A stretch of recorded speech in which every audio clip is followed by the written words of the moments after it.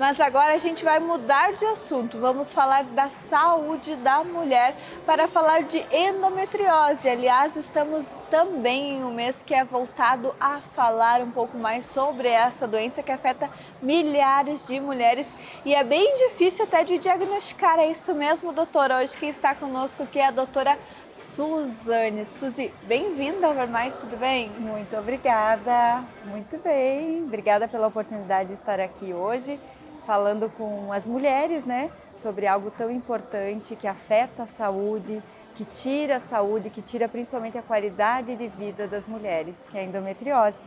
Então esse mês tem o Março Amarelo, né, que é um mês assim que nos dá uma oportunidade de avisar as mulheres, de conversar mais, de trazer mais naturalidade para essa doença. Não de naturalizar a doença, mas sim o conhecimento, né, para que elas saibam, já que o diagnóstico é realmente, como você trazia, Eduarda, bem difícil de ser feito, sim. O que é endometriose? Eu já ouvi falar até que são tecidos ali do corpo que ficam no útero. A gente poderia falar assim? Isso, explicando um pouquinho melhor. É uma doença inflamatória crônica, tá, do tecido, que é a parte mais interna do útero, né? A camada mais interna do útero se chama endométrio.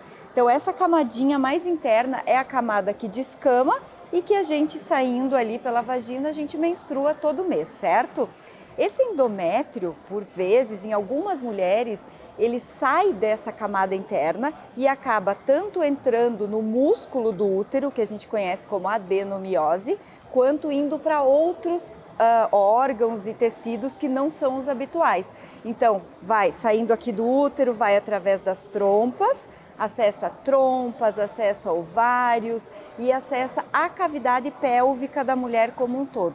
Então, você imagina um tecido que não deveria estar ali, inflamatório, né? Que gera uma doença crônica e que vai apresentar para essas mulheres, então, uma inflamação num lugar que não deveria ter. E aí, durante todo o período menstrual dessa mulher, onde deveria estar escamando e saindo via vaginal fora do seu corpo, vai estar sangrando dentro do abdômen. Então imagina a dor que isso causa nessa mulher, né? Eu ia perguntar exatamente isso. Isso causa dor? Quais são os outros sintomas? São vários sintomas, né? Então, como ela é uma doença multifatorial, ela não tem apenas um fator só que gera essa doença, assim como os sintomas também vão se apresentar de diversas formas. Então, um dos sintomas, o principal deles é a dor durante o ciclo menstrual, que é a dismenorreia, né?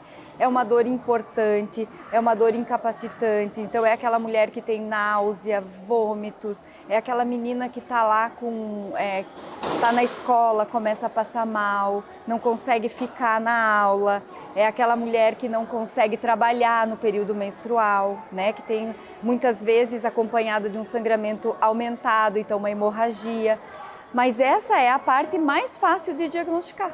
Mas tem as outras, que são mais sutis. É aquela mulher que tem uma dor no período menstrual, mas também tem dores fora do ciclo menstrual.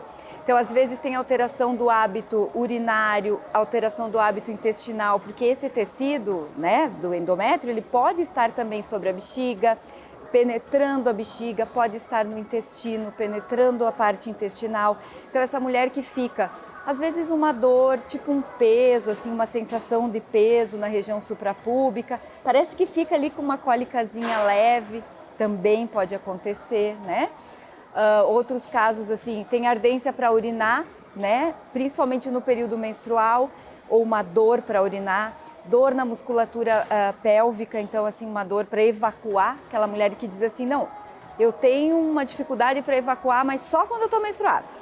Ou eu tenho diarreia só quando eu estou menstruada, ou eu tenho constipação. Então aí começa a dificuldade de diagnóstico. Por isso que as mulheres acabam passando de 7 a 10 anos para fazer o diagnóstico.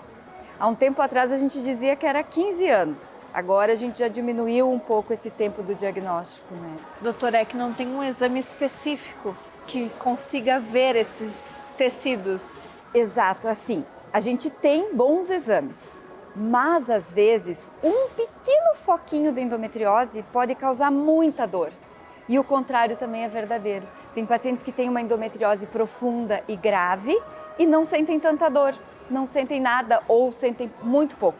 Então, o que acontece? A gente tem o ultrassom transvaginal com especialistas que fazem com preparo intestinal, então não é o transvaginal simples, é um ultrassom para pesquisa de endometriose. Então é feito um preparo intestinal para que as alças não tenham muitos gases e nem alimentos. Então é um exame de preparo chato, mas extremamente importante para esse diagnóstico, né? E aí a gente faz esse exame, às vezes não aparece nada. Aí precisa de um bom exame físico também na hora de investigar essa paciente. Não é só coletar o preventivo, precisa do toque vaginal, precisa ter tempo para conversar com essa paciente, para entender a história dela, como é que começou a primeira menstruação, como é que foi depois. Precisamos falar também sobre infertilidade, que isso também é um outro tópico importante. Eu ia perguntar, é verdade isso? É verdade. Que quem tem essa endometriose não pode ter filhos ou pode ser mais difícil? Pode ser mais difícil, vamos usar assim, né? Porque eu acho que é muito duro você ouvir não pode ter filhos. Isso hoje em dia está mudando muito, porque a gente tem clínicas de fertilizações, tem um monte de coisa para ser feita, né?